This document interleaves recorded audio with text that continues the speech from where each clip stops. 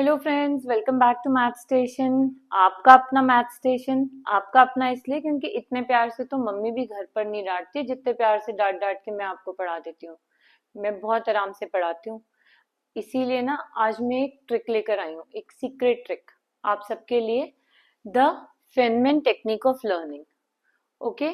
हो सकता है आप में से कुछ बच्चों ने उसके बारे में सुना हो, बट वो बच्चे भी हैं जिन्होंने शायद इसके बारे में नहीं सुना है। तो हम ये वीडियो उनके लिए बनाते हैं, और जिन्होंने सुना है वो एक बार दोबारा देख लो, क्या पता कुछ मिस हो गया हो आपसे, है ना। So basically the Feynman technique of learning कहाँ से आई? एक अमेरिकन नोबेल लॉरेट हैं रिचर्ड फेनमैन। ये उनके पढ़ने का तरीका है। और आप सोचो, ये उनके पढ़ने का तरीका और उन्हें नोबेल पुरस्कार अगर मिला है तो बहुत बड़ी बात है, कुछ तो होगा। आपके हिसाब से 100% नहीं भी होगा तो भी 80% होगा, 70% तो होगा। तो उस 70% का फायदा उठाते हैं आज, ठीक है। तो ये जो फेनमैन टेक्निक है that is basically divided into 4 steps, only 4 steps, ठीक है। ओके। जिसमें हमारा फर्स्ट स्टेप क्या है? फर्स्ट स्टेप है हमारा self study.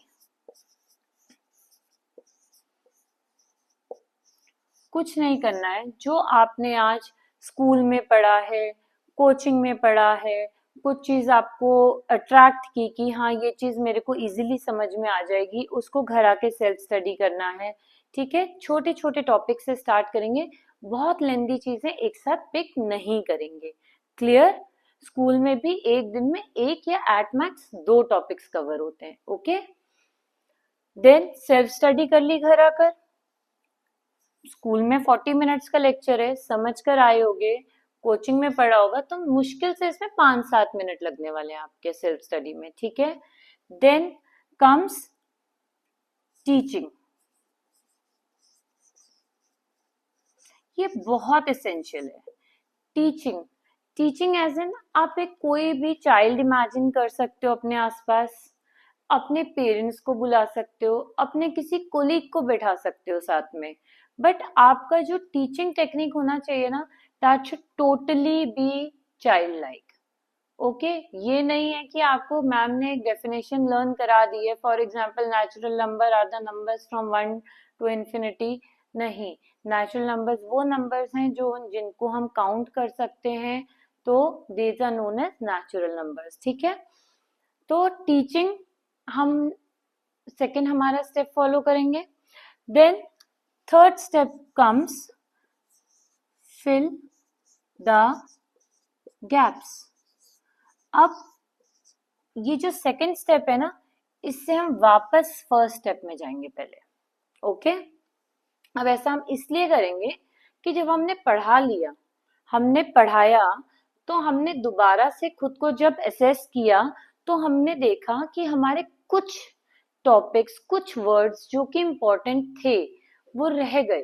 So you have to fill the gaps. जो रह गया है उसको फिल करना है, माइंड में रखना है, ठीक है। Okay. Then last and the most important step is prioritise.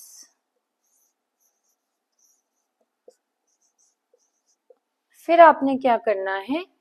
अपने जो आपने सब्जेक्ट, जो टॉपिक कवर किया है, उसमें जो जो इम्पोर्टेंट इंफॉर्मेशन है उसको आपको प्रायोरिटाइज करना है, और उसको उस प्रायोरिटी लिस्ट के हिसाब से माइंड में रखना है।